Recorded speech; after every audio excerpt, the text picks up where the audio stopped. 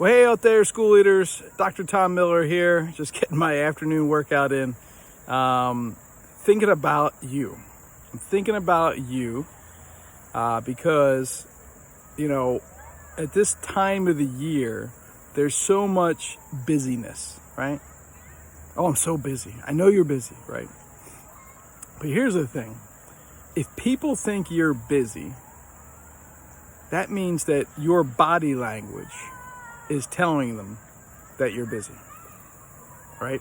Your schedule, your inability to stop and pause and listen and ask them, hey, how are you? How's it going in your class? How's it going in your preparation for your class, wherever you're at the start of the year? How are you doing? Are you taking care of yourself? What are you working on? Is there anything I could help you in particular? And they may not have an answer right there, but that's okay, right? But that's okay. You let them know. Well, I'm here, right? Whether you've got my phone, email, stop by the office, right? Come by, leave me a note. I'll come find you.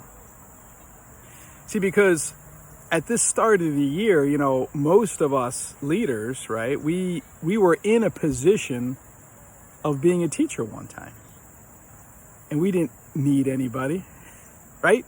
Last thing we wanted was the principal to come help us.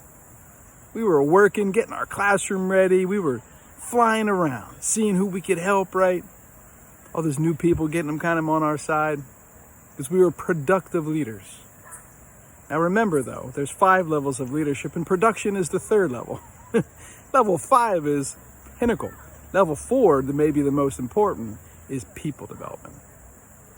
And so as a leader now, right, you've accelerated into your position because of your ability to be productive and you're trustworthy and you're competent. But now it's about gaining the permission of those that you lead, right, to have greater influence. It's about building relationships. It's about stopping and listening. It's about you maybe working more hours after work or before work, so you can spend the time in work, in their rooms, with them, in their PLC meetings, okay? See, the reason why we don't take that time is because we're looking through the school through our lens. Our lens is giant now. Our lens is about, the 4 corners and the 4 walls of the building, right? The 4 corners of the property and the 4 walls of the building. It's about, first days of school. It's about maybe that parent complaint. It's about maybe those openings that you have. And so we're just watching people through our lens, being like, well, they're fine because I was fine. You see, when we look at people through our lens, we're missing 85 to 90% of what's actually happening. It's the lens principle, right? We don't see people how they are. We see them how we are. We see them through our lens. We saw them like we were 15, 20 years ago. I didn't need anybody's help. I'd go find my own answer. I'd get it done. Not everybody meets that criteria. And so it's important for you to stop, right? Be present. Remember, body language is 55% of communication. 38% of communication is tone. That means 93% of what you actually communicate has nothing to do with the words you use. Only 7% are the words that you use. So stop. Listen to the response. Find a place to talk, side by side, not across a desk, okay? So people are asking, I just see it.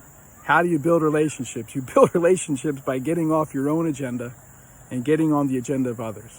It's about building trust. It's about having shared experiences.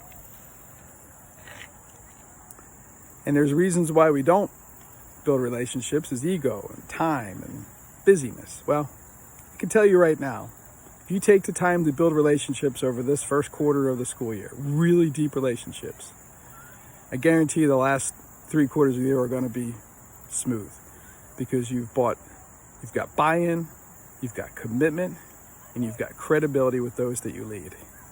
If you don't invest the time this first quarter, I guarantee you will be repairing on the last 3 quarters.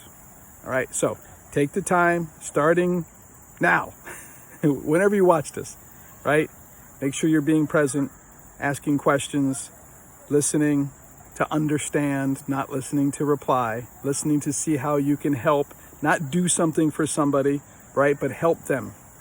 Take them to that next level. Be a people developer, be an equipper, be a relationship builder, okay? Don't just tell people it's over there. Show them where it is, so then they know next time where to go and get it, right? Be helpful, okay? Not a diminisher. Be a multiplier, not a diminisher. Okay, hope this added value to you. If it did, let me know. Hit the like button, subscribe to make sure you get an update every time we drop a video in. Put a comment down. What's your best relationship, building, strategy, or what's something that's worked for you? Add it. Let's add more value to the community. Thanks, everybody. Here, I believe that every child deserves to learn in a high-performing school. High-performing schools have one thing in common: great teachers. Great teachers stay in schools that are going to equip them, and people care for them, and they feel valued. So, if you're a leader, you got to value people, care for people, and equip them to reach their goals, and you will become that high-performing school that you dream of. Thanks, everybody. Have a great day.